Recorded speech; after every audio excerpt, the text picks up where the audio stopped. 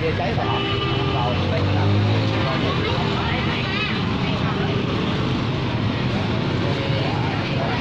bên kia gì á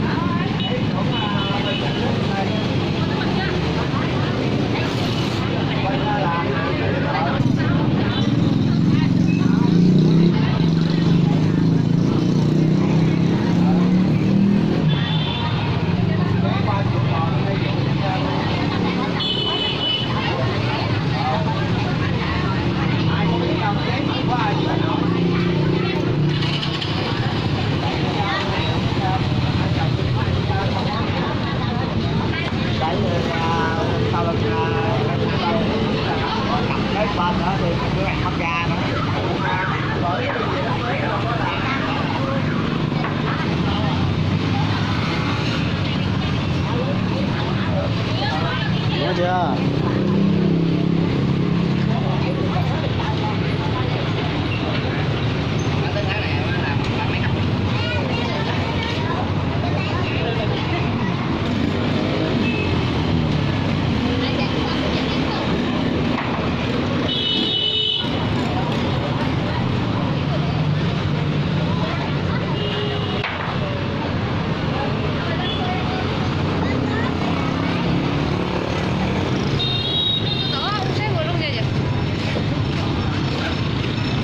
Ủa, gì nó lá chò.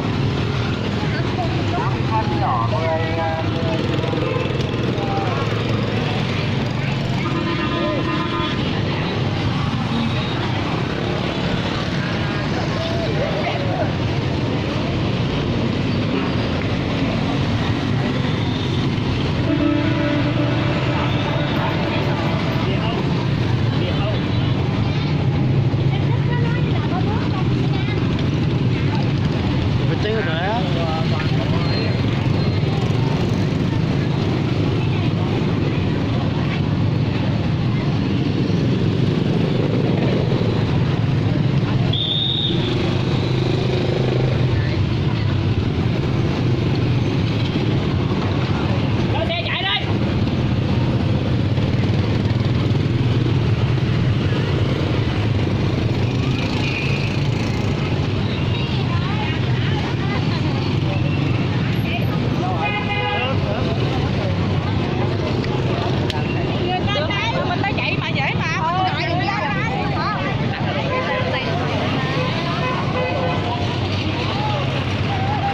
Nhỏ nó sửa.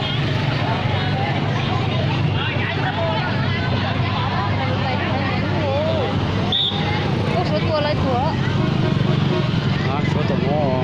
Hả? Nó to rồi. Số tua nó cũng không có mà.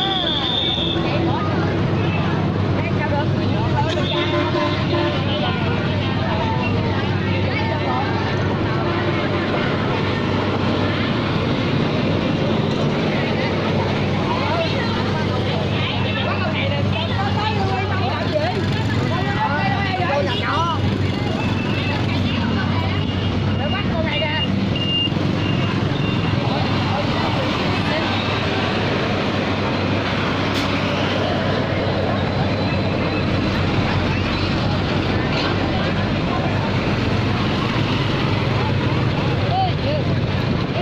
thấy tiền luôn. Chưa. Ô, tuổi chỉ này. Có tiếng lo máy tuổi xe nhá, tuổi lẽ. Để ốp đi luôn.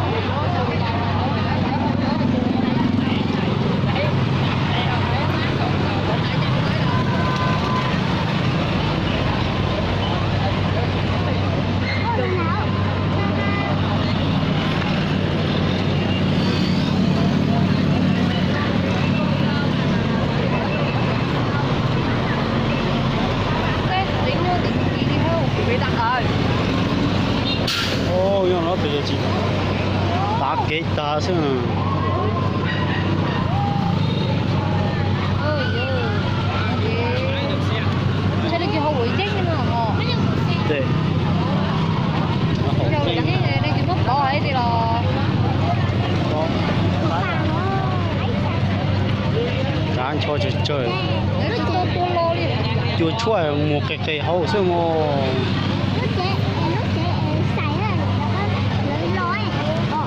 Cu cho công sự mà bảo ấy, cu cho can này cho rất lâu.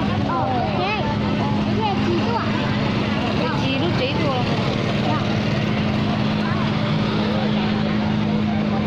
Sẽ cũng ăn hình.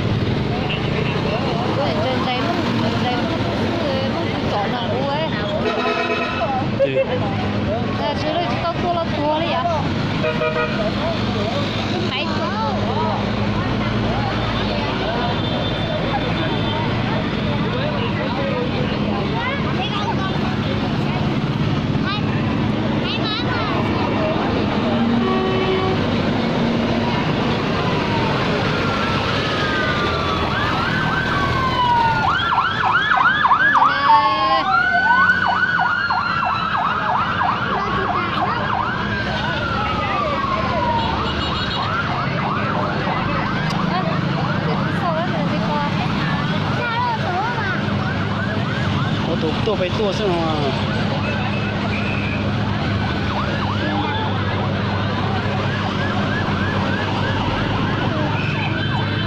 Cho mình tua rồi mà.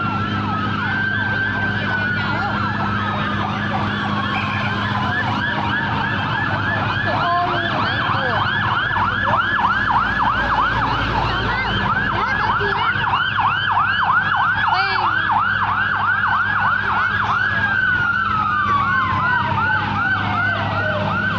Nên thì nó chỉ mệt quá. Ủa sao đó? Tôi mẹ thì nó chỉ.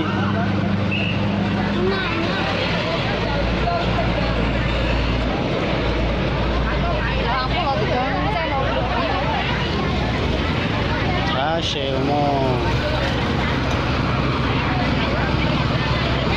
Nó hao.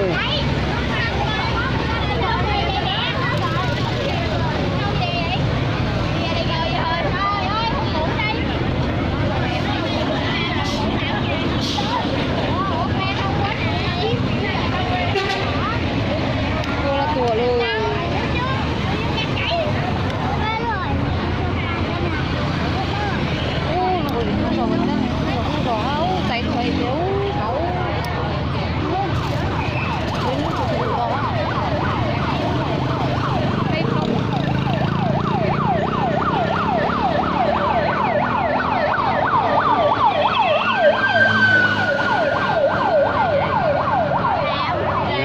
Chính cường.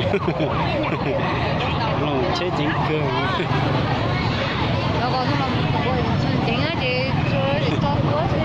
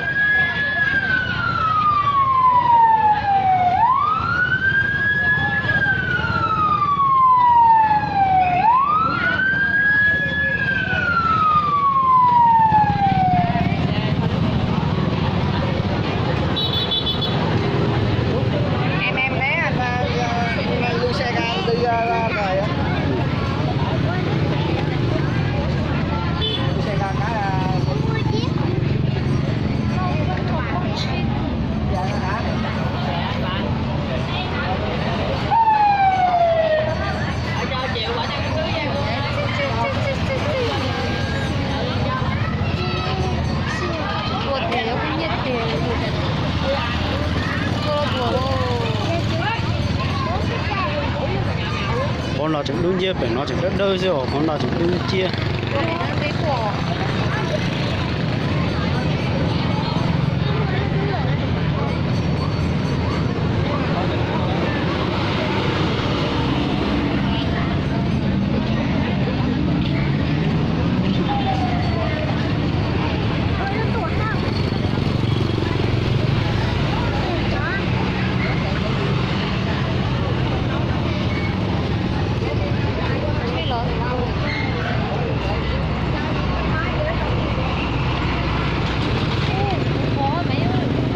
có đúng chia họ luôn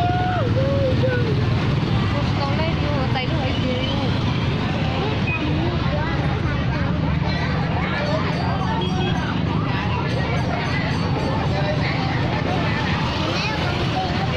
tôi nào khăn nó cũng bỏ à tôi nào khăn nó cũng bỏ nó khá là khó sang à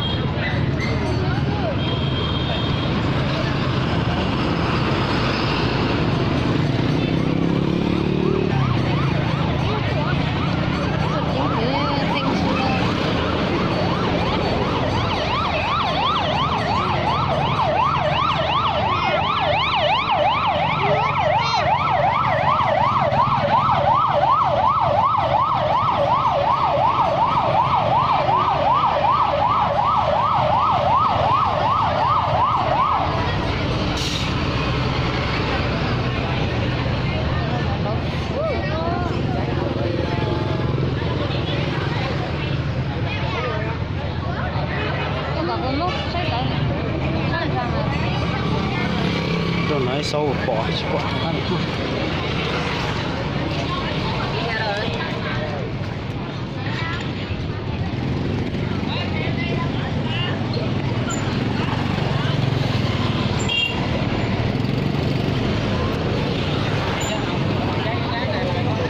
ô cũng như tao ô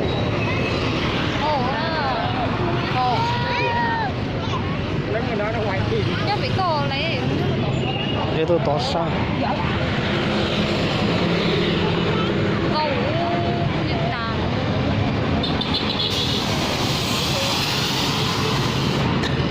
số tay suối chỉ nồi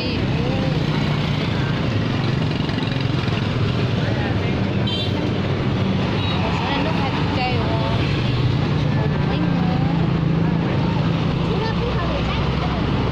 cô đi ô cái hồi những gì muốn đuổi bỏ rồi con đi đi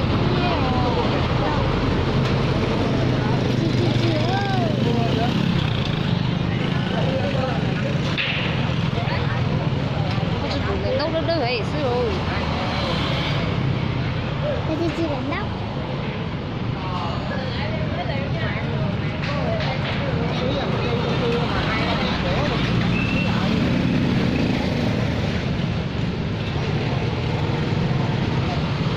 vừa tàng đó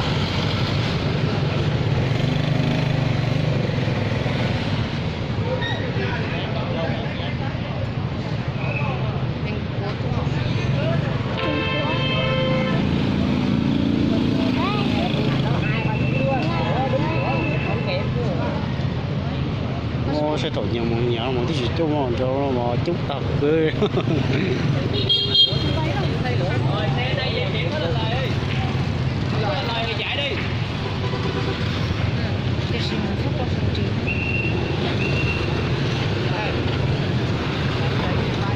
có xây lúc nãy thua hãy đi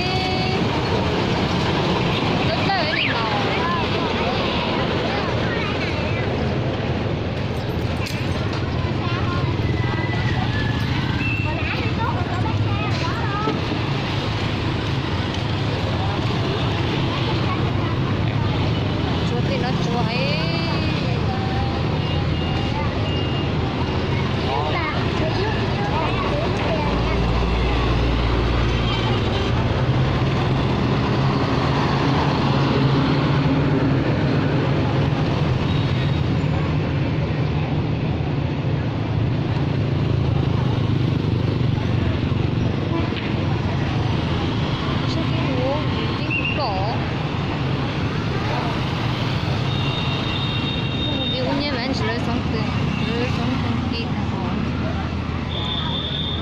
thì hai thì cỡ ha. nhớ sống cái Ở chỗ cái nhà này thạo quá yêu rồi. đây là cái cỡ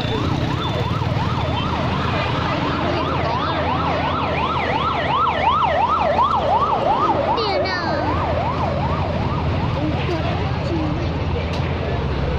có tua ra thế này Tôi chỉ tàu tuổi đấy không? tua nó chân chuột đi có trốn trắng này không sách Còn những chúng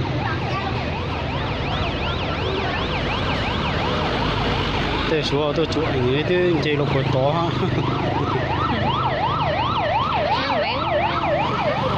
Ba rồi mới chụp ảnh trên trong rồi bữa kế thì cũng đi sổ tre phủ Như thế này.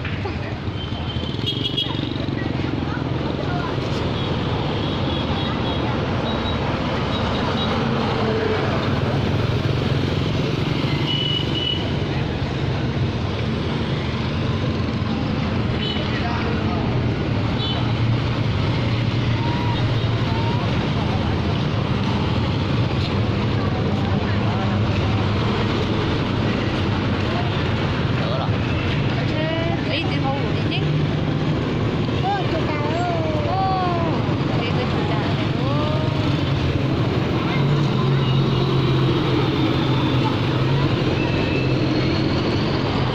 Kìa, tao sẽ看是孩子喽。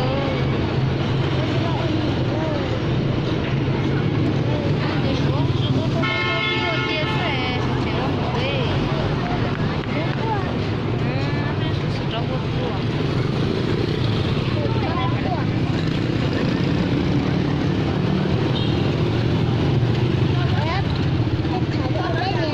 số tuổi ấy.我是知道这边会。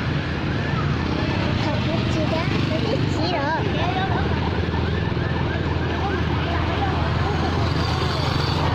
我就不会用海带。 chúng sao phải chỉ uống chia ha.